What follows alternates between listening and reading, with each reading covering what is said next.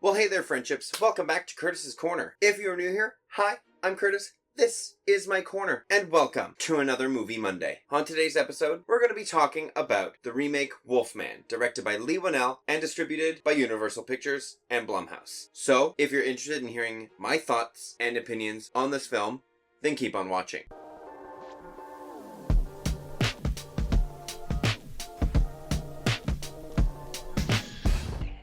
Now, before we jump into the review, please make sure to like this video if you like films, horror, or even wolves. Don't forget to subscribe to my channel for weekly videos and hit that notification bell so you know when I post a brand new video. Lastly, in the description box below, click on that link and head on over to my Patreon, where for only $1 or $2 Canadian, you're able to get full early access to all of my videos, which are unedited for your entertainment, as well as having some creative control over the content you want to see me put out on my channel. So, if that interests you, click the link. I would really appreciate it if you went and joined the friend zone. But without further ado, let's get howling. Now, while The Wolfman has its flaws, it's a howl of a good time. Just don't expect it to be a full monumental masterpiece. Wolfman, the 2025 remake of the 1941 original film, The Wolfman, starring Lon Chaney Jr., was also remade back in 2010 as The Wolfman, one word, starring Benicio del Toro, is Leigh Whannell's newest entry into the revamp of Universal horror icons, previously directing The Invisible Man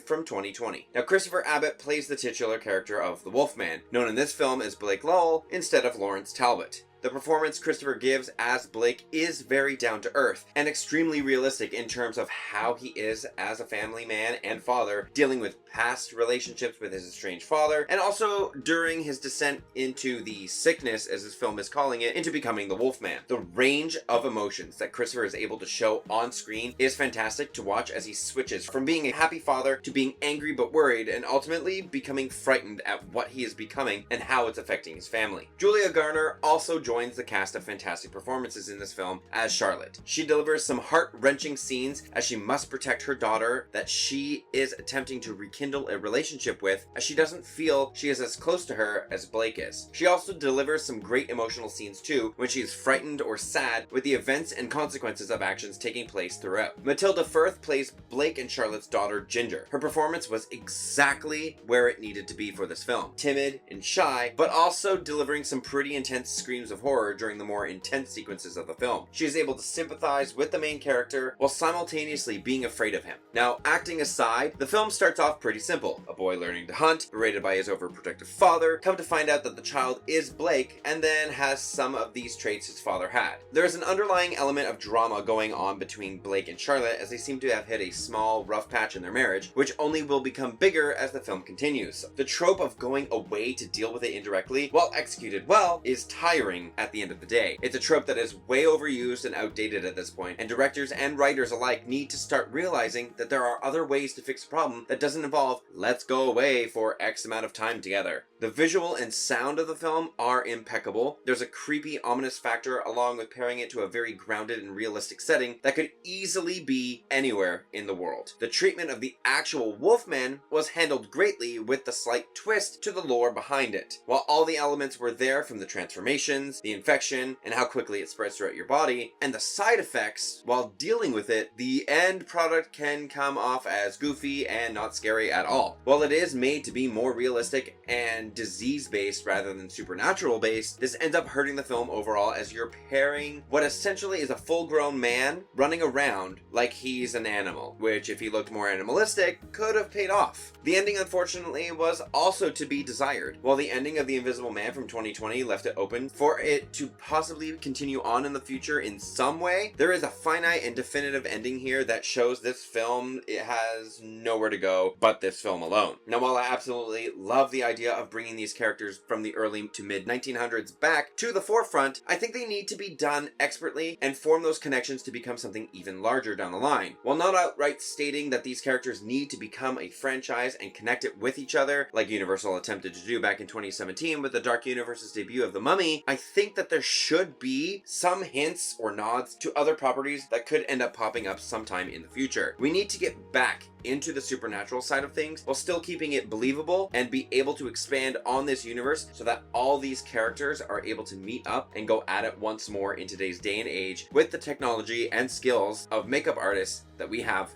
now. So with all of that being said, I'm giving Wolfman a C+. Leigh Whannell's Wolfman is a visual feast with sharp storytelling, but it doesn't quite howl its way into horror legend. I just want to thank you for taking the time to watch me talk about this review with you. If you enjoyed this review, please make sure to like it, and also don't forget to subscribe to my channel for weekly videos and hit that notification bell so you know when I post a brand new video, because if you don't, how else are you gonna know? You won't. So do it. Stay tuned for some more exciting content coming your way very soon, but until then, goodbye, friendships.